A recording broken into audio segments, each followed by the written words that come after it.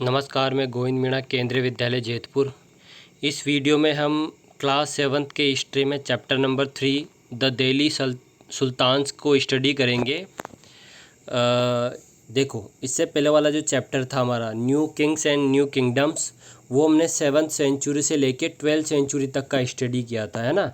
जो medieval history है ना हमारी मध्यकालीन भारत, उसमें 7th सेंचुरी से लेके 12th सेंचुरी तक का जो टाइम पीरियड है ना, हमने किस में स्टडी किया था, इससे पहले वाले चैप्टर नंबर 2 में न्यू किंग्स एंड किंगडम्स। इसमें हम 13th सेंचुरी से लेके 16th सेंचुरी तक का जो टाइम पीरियड है उसको स्टडी करेंगे, और हमारा जो मेन फोकस होगा वो होगा दिल्ली, और दिल्ली के आसपास के जो रीजन है ना वो हमारे इस चैप्टर में टॉपिक होंगे। तो देखो, जो दिल्ली सल्तनत है ना वो स्टार्ट होती है 1206 से स्टार्ट होती है, इसका एंड होता है 1526 में।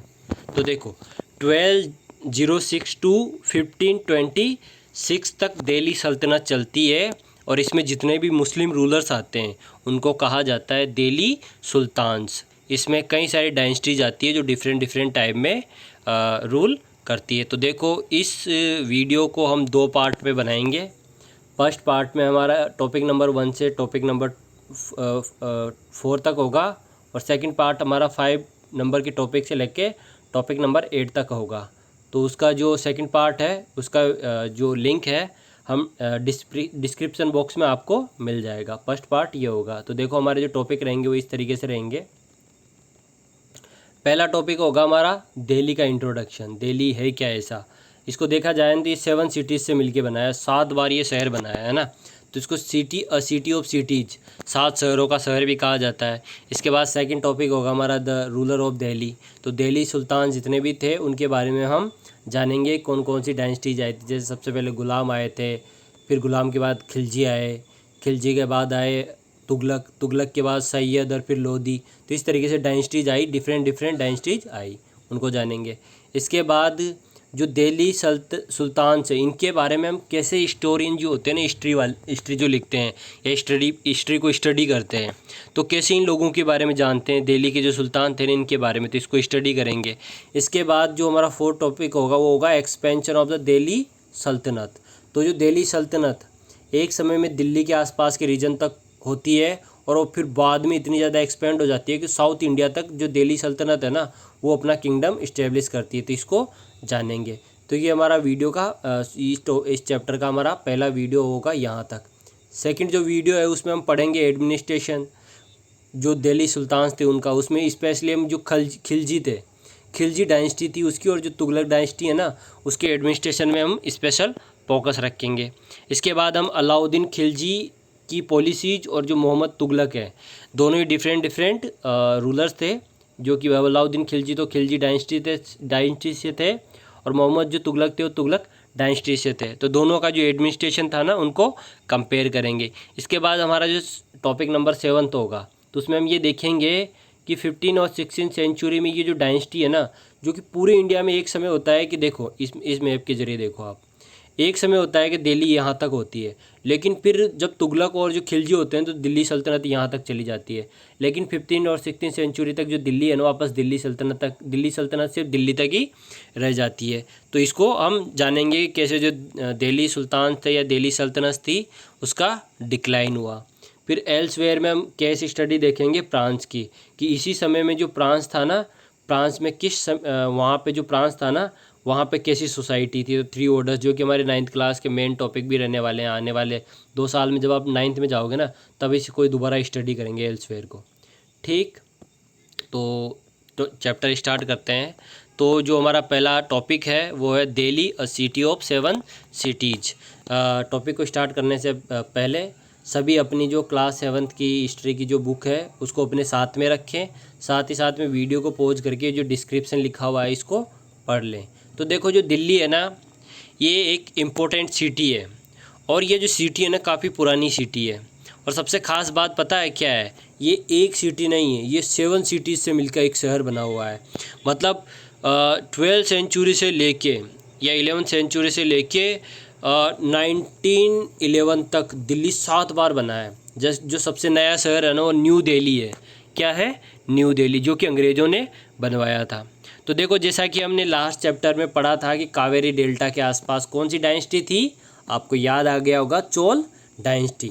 तो उसी तरीके से जो दिल्ली था, दिल्ली जो सिटी थी, है ना, जो कि यमुना नदी के किनारे है। दिल्ली किसके किनारे है, ये दिल्ली सिटी है, ये यमुना नदी यहाँ से निकल रही है उसके किनारे। तो वहाँ पे एक नई डायनेस्टी इस्टेब्लिश हुई, नए रूलर्स आए जिनके बारे में जानेंगे। देखो सबसे पहले 12वीं सेंचुरी के आसपास यहाँ पे तोमर डायनेस्टी के राजपूत थे, है ना। दिल्ली में 12वीं सेंचुरी थी ना, वहाँ तक कौन से राजपूत शासक थे, तोमर। फिर तोमर को हरा के जो अजमेर के चौहान थे, उन्होंने तोमर को हराया और अपना रूल कहाँ पे इस्टेब्लिश किया, दिल्ली में।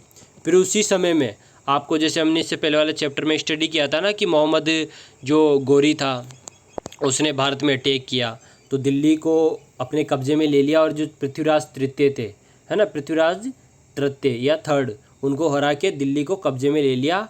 तो अब जो दिल्ली है ना, उसमें किसका शासन हो गया, मोहम्मद गोरी का। तो मोहम्मद गोरी का एक सूबेदार था, एक सेनापति था जिसका नाम था कुतुबुद्दीन ऐबक, जो कि कौन था, स्लेव था, एक गुलाम था, किसका, मोहम्मद गोरी का। लेकिन वो किसके लिए शासन करता था दिल्ली में, मोहम्मद गोरी के लिए। लेकिन क्या होता है कि जो दिल्ली है ना, 1206 में जो मोहम्मद गोरी उसकी डेथ हो जाती है और जो कुतुबुद्दीन ऐबक है ना, वो दिल्ली का शासक बन जाता है। अब देखो जैसे दिल्ली है ना, कई सारे सिटीज़ से मिलके बना है। जैसे आप मैप में भी देखोगे तो दिल्ली कोहना है, सीरी है ना, जहानपना है। तो ये देखो, ये रहा सीरी रहा, ये जहांपना रहा, दिल्ली कोहना रहा। तो डिफरेंट डिफरेंट रूलर्स ने इनको बनाया था। इसके बाद देखो हम जो दिल्ली सल्तनत है, जो दिल्ली सल्तनत और जो दिल्ली के जो दूसरे रूलर्स थे उनके बारे में जानेंगे। तो देखो 12वीं सेंचुरी से लेके 1165 तक, 1165 तक, 12वीं शताब्दी में 1165 तक जो शासक थे ना, वो कौन थे, तोमर राजपूत। फिर तोमर राजपूत को हरा के कौन सी डायनेस्टी आई वहाँ पे, चौहान डायनेस्टी, जो 1165 से लेके 1192 तक, 1165 टू 1192 तक कौन रहे, चौहान। और चौहान में ही एक जो रूलर थे ना, पृथ्वीराज तृतीय थर्ड, वो शासक बने 1175, 1175 टू 1192। और लास्ट रूलर कौन था चौहान डायनेस्टी का, वो था पृथ्वीराज तृतीय, दिल्ली के अंदर। तो पृथ्वीराज तृतीय की हार हो जाती है सेकंड बैटल में, तराइन का। इससे पहले वाले चैप्टर में हमने स्टडी किया था कि पृथ्वीराज चौहान की सेकंड जो बैटल होता है तराइन का, फर्स्ट बैटल में तो जीत होती है मोहम्मद गोरी से, लेकिन सेकंड बैटल को पृथ्वीराज चौहान हार जाते हैं। तो दिल्ली में अब किसका शासन आ जाता है, मोहम्मद गोरी का। लेकिन मोहम्मद गोरी की मृत्यु होने के बाद कुतुबुद्दीन जो ऐबक है वो दिल्ली का क्या बनता है, सुल्तान।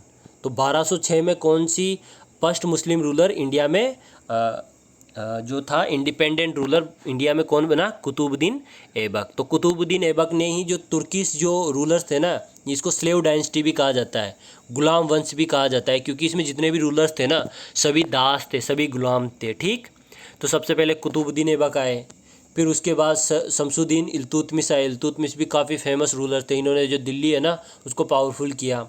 और देखो फर्स्ट एंड जो लास्ट क्वीन जो सुल्ताना थी, जो लेडी सुल्तान थी, वो थी रजिया सुल्ताना, जो 1236 से लेके 1240 तक दिल्ली की राजगद्दी में अपना शासन उसने रखा, रजिया सुल्तान। लेकिन बाद में उसको हटा दिया गया, ठीक।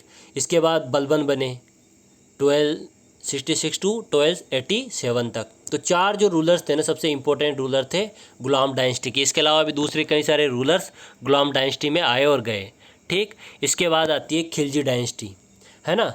खिलजी डायनेस्टी को इस्टेब्लिश करते हैं जलालुद्दीन खिलजी, कब, 1290 में, जो स्लेव डायनेस्टी उसका एंड करके, ठीक।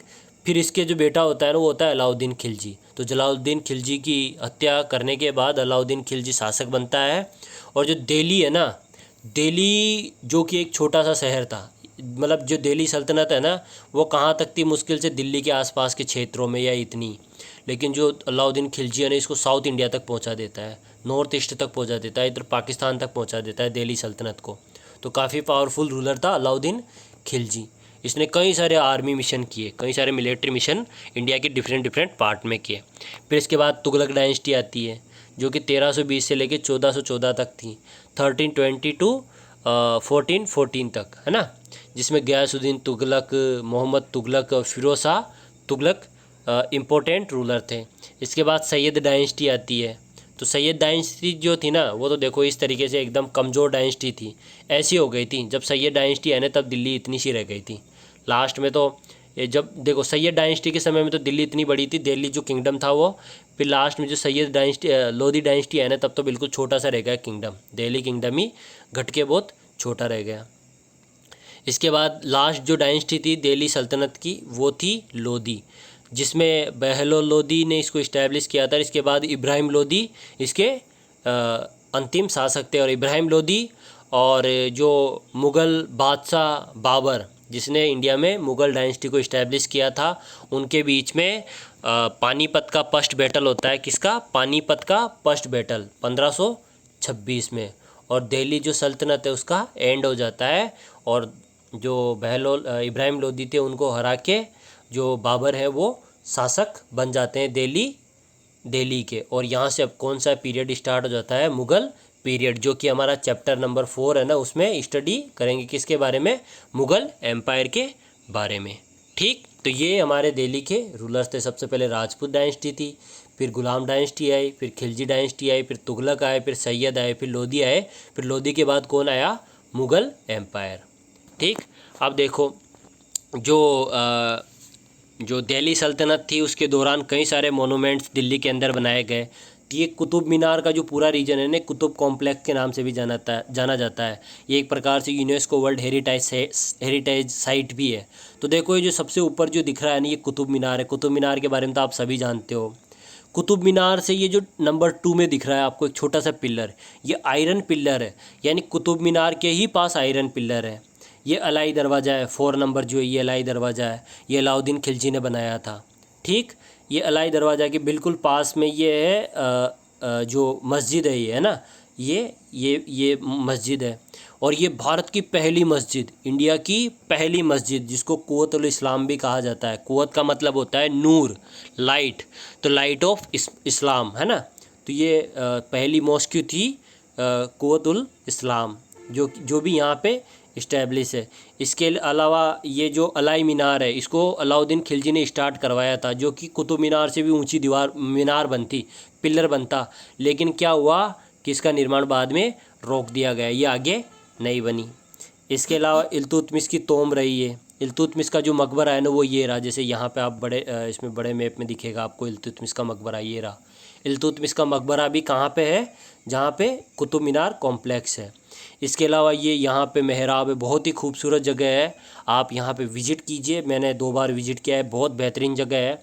और ये जो आपको टेरिस नज़र आ रहा है ना, ये छतें जैन टेम्पल थे, शुरुआत में जैन मंदिर थे, लेकिन बाद में इसको जो मुस्लिम रूलर्स थे उन्होंने दूसरे मोनूमेंट्स में कन्वर्टेड कर दिया। तो ये कुतुब मीनार हो गया, ये आयरन पिलर हो गया, कुव्वतुल इस्लाम हो गई, ये अलाई मीनार हो गई, ये इल्तुतमिश का मकबरा हो गया, ये अलाई दरवाज़ा हो गया, ये एक और मस्जिद हो गई। तो बहुत ही बेहतरीन जगह है, दिल्ली में है, जाओ कभी तो घूम के ज़रूर आना। देखो ये रही, जैसे ये अलाई दरवाज़ा, ये रहा बिल्कुल यहाँ पे, ये अलाई दरवाज़ा है, जो कि अलाउद्दीन खिलजी ने बनवाया था। सैंड स्टोन से बना हुआ है ये, है ना। किससे बना हुआ है? सैंड स्टोन से। और बिल्कुल अलाई दरवाज़ा के ऊपर की तरफ जो थोड़ा सा साइड में जो है ना, कुतुब मीनार है। ठीक, और ये वहीं पे शमसुद्दीन जो इल्तुतमिश है उसका तोम्ब है। और ये जो तोम्ब है ना, ये फिरोज शाह तुगलक का तोम्ब है, ये दिल्ली में दूसरी जगह में है ना। पर ये वहीं पे है, जो कुतुब मीनार है ना उससे थोड़ा ही दूर है, 6-7 किलोमीटर दूर है ये फिरोज शाह तुगलक का तोम्ब। ठीक, तो इस तरीके से ये मोनूमेंट्स है दिल्ली सल्तनत के द्वारा बनाए गए। इसके बाद देखो हम जो दिल्ली सुल्तान थे उनके बारे में कैसे पता करते हैं। तो जैसा कि आप सभी को हमने 6th क्लास में भी स्टडी किया था, चैप्टर नंबर 1 में फिर से इस साल स्टडी किया कि पुराने इंस्क्रिप्शन क्या होते हैं? जब किसी स्टोन पे या मेटल पे कुछ चीज़ लिखी जाती है कार्व करके, तो उसको इंस्क्रिप्शन कहा जाता है। तो उससे पता लगाते हैं, कॉइन से पता लगाते हैं। कोई आर्किटेक्चर होता है, जैसे इतनी सारी बिल्डिंग्स है ना, इनसे हम पता करते हैं हिस्टोरियंस के बारे में। इसके अलावा एक और जो सोर्स है ना, सबसे ज़्यादा जो दिल्ली सुल्तान्स थे वो क्या है, रिटर्न में अपना काम करते थे। तो क्या लिखवाते थे? त्वारिख जो होता है ना, वो एक पर्शियन वर्ड है जिसका हिंदी में मतलब होता है दिनांक, है ना। त्वारिक से निकला है दिनांक, दिनांक भी एक उर्दू शब्द है, और इंग्लिश में इसको कहेंगे डेट। क्या कहेंगे? डेट। तो वो क्या लिखवाते थे, जितने भी रूलर्स थे ना वो अपनी त्वारिख लिखवाते थे पर्शियन लैंग्वेज में, और ये पर्शियन लैंग्वेज थी ना जो दिल्ली सुल्तान्स थे ना उनकी ऑफिशियल लैंग्वेज भी थी। जितना भी काम करते थे ना ये त्वारिख, ये पर्शियन लैंग्वेज में ही करते थे। लेकिन ये जो त्वारिख होती थी इसमें ये जितनी भी सेक्रेटरीज, एडमिनिस्ट्रेटर, पोइट्स एंड आउट कोर्टरीज, यानी देखो इसमें जितने भी लोग होते थे ना, इसको लिखने वाले ऑथर्स जो होते थे, राइटर्स जो होते थे लिखने वाले त्वारिख को, वो क्या होते थे, या तो दरबारी होते थे, या फिर कोई शासक होता था एडमिनिस्ट्रेशन का, या फिर कोई क्या होता था, क्या बोलते हैं, कवि होता था। तो ये क्या करते थे, ये हमेशा जो राजा है ना उसकी तारीफ लिखते थे, कभी भी राजा को क्रिटिसाइज़ नहीं करते थे। इसके कई सारे कारण थे, जैसे कि जो राजा था ना वो इनको अच्छे गिफ्ट देता था, अच्छा पैसा देता था, इसलिए उनकी तारीफ लिखते थे। इसके अलावा जो त्वारिख लिखी गई है जितनी भी, ये शहरों में ही रहने वाले लोगों के द्वारा लिखी गई है। तो जो त्वारिख है ना उसमें एक कमी ये है कि गाँव के बारे में जानकारी हमें नहीं मिलती, दिल्ली सल्तनत के दौरान गाँव की सिचुएशन क्या थी। इसके अलावा सुल्तान की बहुत अच्छी चीज़ें लिखते थे ताकि सुल्तान इनको पैसा दे दे, ठीक। और इसके अलावा ये कह रहे हैं कि these authors advise ruler on the need to preserve an ideal social order based on birth right and gender distinction. साथ साथ में ये जो लिखने वाले थे ये बात करते थे बर्थ राइट की। बर्थ राइट का मतलब होता है जैसे राजा का बेटा राजा बनेगा, सामंत का बेटा सामंत बनेगा, ब्राह्मण का बेटा ब्राह्मण बनेगा, तो ये बर्थ राइट होता है। तो जो बर्थ राइट है ना उसकी बात करते थे कौन, इसके ऑथर्स। साथ ही साथ में जेंडर डिस्टिंक्शन की भी बात करते हैं। जेंडर डिस्टिंक्शन का मतलब होता है लिंग के आधार पर भेदभाव महिला और पुरुष के बीच में। जैसे रजिया सुल्ताना की बात की गई है, जो रजिया सुल्तान थी ना वो 1236 से लेके 1240, 1236 से 1240 तक क्या बनी, दिल्ली की सुल्ताना या सुल्तान। लेकिन जो ये जितनी भी तारीख है ना उसमें ये बात कही गई है कि लेडीज़ को इतने अधिकार नहीं मिलने चाहिए। जैसे कि एक बहुत ही मशहूर जो राइटर थे उनका नाम था मिनहाज सिराज। क्या नाम था? मिनहाज सिराज, जो कि 13th सेंचुरी के पर्शियन हिस्टोरियन थे, जो इंडिया में ही आए और फिर इंडिया में इनकी मृत्यु हो गई थी। इन्होंने दिल्ली के सुल्तान के बारे में कई लिखा है। तो एक जगह लिखते हैं कि जो रजिया सुल्ताना थी, है ना, वो बहुत ही टैलेंटेड थे, क्वालिफाइड थे उसके सारे ब्रदर्स से, लेकिन फिर भी वो कंफर्टेबल नहीं थी। क्यों? क्योंकि वो एक महिला थी। तो यही होता है जेंडर डिस्टिंक्शंस। और इसके लिए जो जेंडर डिस्टिंक्शन है ना, इसके लिए हम जो सिविक्स का हमारा जो चैप्टर नंबर 4 है इसी साल 7th क्लास में, है ना, grow up as a boys and girls, वहाँ पे भी हम इसको काफ़ी डिटेल से स्टडी करेंगे। देखो, लेकिन जो रजिया सुल्तान थी 4 साल दिल्ली की सुल्तान रही, और उसने देखो ये अपने नाम के सिक्के भी चलवाए। और एक मूवी भी आई थी 1983 में, जिसमें हेमा मालिनी और धर्मेंद्र होते हैं रजिया सुल्तान के नाम से। तो देखो रजिया सुल्तान बहुत ही बेहतरीन रूलर दिल्ली के अंदर रही। इसके बाद जो दिल्ली का एक्सपेंशन है वो कैसे कैसे स्टार्ट होता है। तो देखो जो दिल्ली है ना, शुरुआत में सिर्फ दिल्ली के आसपास ही ये किंगडम होता है, लेकिन धीरे धीरे ये पूरे इंडिया में फैलता जाता है। तो देखो शुरुआत के जो रूलर्स होते हैं, जो 13th सेंचुरी के जो रूलर्स होते हैं, वो क्या करते हैं कि दिल्ली और उसके आसपास के जो रीजन है, दिल्ली, आगरा, ये जो रीजन है ना, यहीं पे अपना कंट्रोल को इस्टेब्लिश करना चाहते हैं और यहीं पे वो अपने आप को सुरक्षित रखते हैं। तो देखो इनकी जो पॉलिसी होती है ना, शुरुआती जो रूलर्स हैं उनकी पॉलिसी का नाम होता है इंटरनल फ्रंटियर या फिर हिंटरलैंड पॉलिसी। देखो इंटरनल फ्रंटियर का मतलब होता है आंतरिक सुरक्षा, यानी कि उसके आसपास के क्षेत्रों की सुरक्षा करना। और हिंटरलैंड का हिंदी में मतलब होता है पृष्ठभूमि, यानी कि जो गैरिसन टाउन है, जो दिल्ली टाउन है, वो और उसके आसपास का जो रीजन है ना, उसकी सुरक्षा करना। तो दिल्ली के जो शुरुआती रूलर्स थे ना, उन्होंने अपने आप को शुरुआत में कहाँ पे पावरफुल बनाया, अपने फोर्टिफाइड टाउन के आसपास। तो जो दिल्ली के जो सुल्तान्स थे, इन्होंने जो हिंटरलैंड था वहाँ से जो जितना भी इनको नुकसान होता था तो उनको वहाँ से हटा दिया गया इनके द्वारा, और वहाँ पे अपने आप को पावरफुल किया, ठीक। इसके अलावा देखो इन्होंने क्या किया कि जो गैरिसन टाउन था, गैरिसन का मतलब होता है फोर्टिफाइड, जिसमें चारों तरफ दीवारें हैं, 4 दीवारी वाला जो टाउन होता है उसको क्या कहा जाता है, गैरिसन टाउन। जिसके चारों तरफ क्या होता है, दीवारें ही दीवारें, परकोटा जो होता है उसको गैरिसन टाउन कहते हैं, तो उसको पावरफुल बनाया। अब गैरिसन टाउन से ये दिल्ली को, जैसे बंगाल है या फिर पंजाब, इनको तो कंट्रोल कर नहीं सकते। तो इन्होंने क्या किया कि अपने आसपास के जो गंगा और यमुना का जो दोआब है, दोआब देखो, दो नदियों के बीच का जो क्षेत्र होता है ना, उसको दोआब कहा जाता है। दो आब का मतलब होता है नदी, ये पर्शियन वर्ड है। तो दोआब का मतलब, तो जो गंगा यमुना के जो दोआब थे उनको कंट्रोल किया, वहाँ पे जो फॉरेस्ट थे उनको क्लियर किया, और वहाँ पे जो हंटर गेदर्स रहते थे, है ना, या फिर पेस्टोलिस्ट रहते थे, उनको वहाँ से हटा दिया गया और वहाँ पे किसानों को बसा दिया गया, ताकि उनके जो सिटी है, दिल्ली सिटी, वो सुरक्षित रहे, ताकि उन पे कोई आसानी से हमला ना कर सके। तो शुरुआत में इनकी कौन सी पॉलिसी थी, वो थी इंटरनल फ्रंटियर को मजबूत करना, या हिंटरलैंड पॉलिसी थी। फिर जैसे ही ये दिल्ली के अंदर पावरफुल हो गए, तो इन्होंने एक्सटर्नल जो फ्रंटियर था, अब एक्सटर्नल फ्रंटियर का मतलब है कि जैसे जो दिल्ली टाउन है, ये तो इन्होंने पावरफुल बना लिया और उसको कंट्रोल कर लिया, लेकिन एक्सटर्नल है कि जितना इनका किंगडम था, इस किंगडम को भी कंट्रोल रखना है ना। तो इसके लिए एक्सटर्नल फ्रंटियर पॉलिसी थी। कौन सी पॉलिसी थी? External frontier policy. तो इन्होंने कई सारे मिलिट्री कैंपेन किए, साउथ इंडिया में कैंपेन स्टार्ट किए, जैसे अलाउद्दीन खिलजी ने साउथ इंडिया में कैंपेन किए, मोहम्मद तुगलक ने भी कई सारे रीजन में कैंपेन किए। और जब ये कैंपेन करने जाते थे ना, तो अपने साथ एलिफेंट, हॉर्सेज, जो स्लेव्स होते थे, जो गुलाम होते थे, उनको भी लेके आते थे। साथ ही साथ में प्रीशियस जो मेटल्स होते थे, उनको भी अपने साथ में लेके आते थे, सोना चांदी हीरे जवाहरात, है ना। फिर जैसे मोहम्मद तुगलक का जो टाइम पीरियड आया, है ना, जब बाय द एंड जो मोहम्मद तुगलक का टाइम पीरियड था, तो पता है कई सारे रीजन में एक लार्ज जो पार्ट था ना, जिसमें दिल्ली सुल्तान जो थे उन्होंने अपना कब्जा स्थापित कर लिया। जैसे मैं आपको बताता हूँ, इंटरनल फ्रंटियर में तो यहीं तक ही शासन को स्थापित किया गया, लेकिन जब एक्सटर्नल फ्रंटियर को खोला गया, है ना, जब राजाओं ने, जो दिल्ली के जो सुल्तान थे, उन्होंने जब एक्सटर्नल फ्रंट को स्टार्ट किया ना, तो जो दिल्ली किंगडम था ना, वो बहुत बड़े रीजन तक फैल गया। जो दिल्ली सुल्तानत थी ना, वो साउथ इंडिया तक चली गई, है ना। तो एक्सटर्नल फ्रंटियर में क्या किया इन्होंने, बाहर के जो रीजन थे ना, उनमें अपना शासन स्थापित करना स्टार्ट कर दिया। तो एक्सटर्नल फ्रंटियर का मतलब क्या है?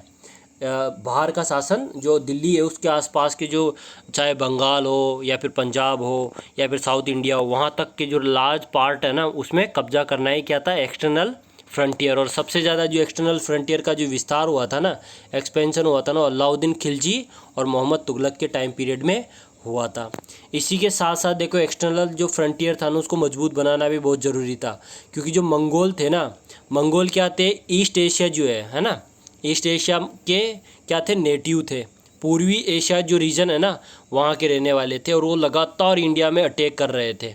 तो उनके अटैक से बचने के लिए भी क्या था, जो एक्सटर्नल फ्रंटियर था ना, उसको पावरफुल रखना काफ़ी इम्पोर्टेंट था।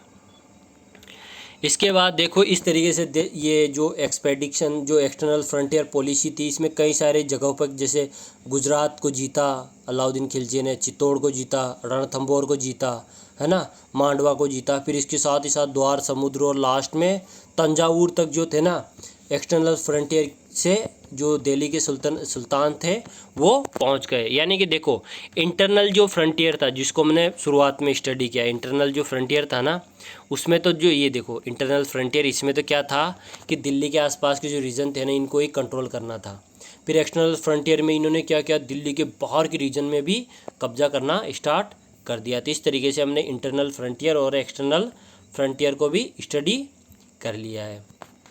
ठीक, तो ये इस वीडियो में हमने यहीं तक का पढ़ा है।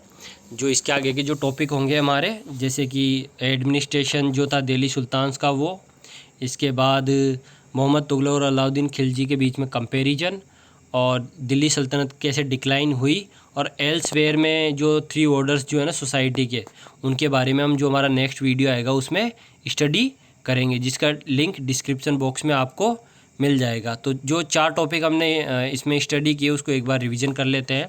सबसे पहले हमने इंट्रोडक्शन में देखा दिल्ली अ सिटी ऑफ 7 सिटीज़, तो उसके बारे में जाना कि दिल्ली एक ऐसा शहर है जो 7 शहरों से मिलके बना है।